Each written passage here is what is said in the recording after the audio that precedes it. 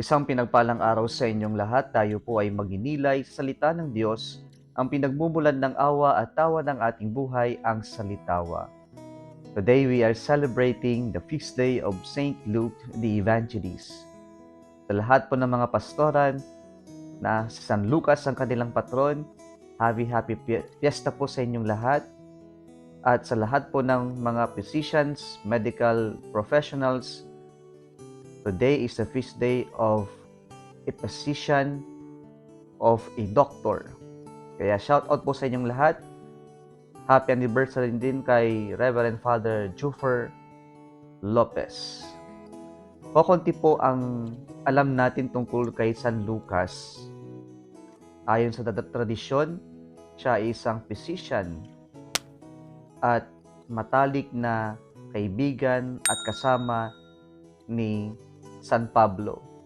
Kaya nga po si San Lucas ang tinuturing nating tagapagsulat ng Ebanghelyo ni San Lucas, at noong part 2 nito ang tinatawag nating Acts of the Apostles.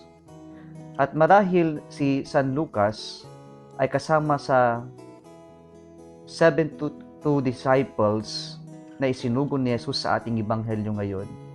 At marahil din po yung mga isinulat ni San Lucas ay mula ito sa kanyang travel experiences with Saint Paul and sa mga interviews niya sa mga first-hand companions ng ating Panginoong Jesucristo. At mayroon pa po nagsasabi na ilan sa mga isinulat niya ay mula mismo sa mahal na Birheng Maria.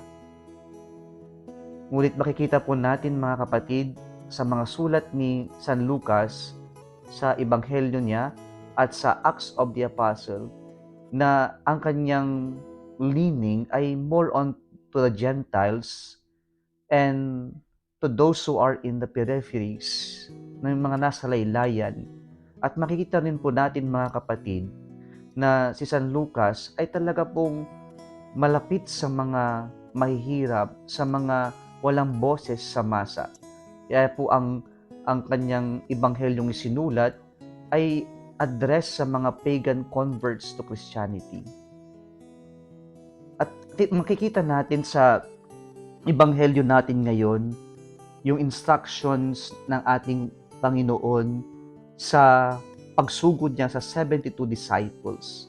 At makikita rin natin na ito rin marahil ang sinabuhay, ang isinagawa ni San Lucas, na siya rin ating magiging batayan ng ating pagiging disipulo. Una po, mga kapatid, makita po natin na si Jesus, isinugo niya ang 72 by pairs. Ipinapakita sa atin dito na ang buhay Kristiyano ay hindi kanya-kanya, hindi solo-solo. Ang buhay Kristiyano ay isang komunidad. It is a community, it is an experience of komunyo, of relationships. And so, we are never saved individually but a community. Kaya po bawal ang pagiging madamot makasarili sa buhay Kristiyano. Pangalawa po na makikita natin sa Ebanghelyo is yung reality that God provides. And so, sinabi niya sa kanyang mga alagad na do not take anything with you. Pero ang paalala ni Jesus sa kanila ay magtiwala sa providence o sa kabutihan ng Diyos. Na ang Diyos, kapag tayo ay kanyang tinawag at isinugo, ang Diyos ibibigay niya yung lahat ng pangangailangan natin. Magtrabaho lang tayo, maging obedient lang tayo sa Kanya, at magtiwala, ng Diyos ibibigay niya kung ano yung ating mga pangangailangan. Panghuli, ang instruction ni Jesus sa kanila ay maghatid ng kapayapaan sa lahat ng tahanang pupuntahan nila.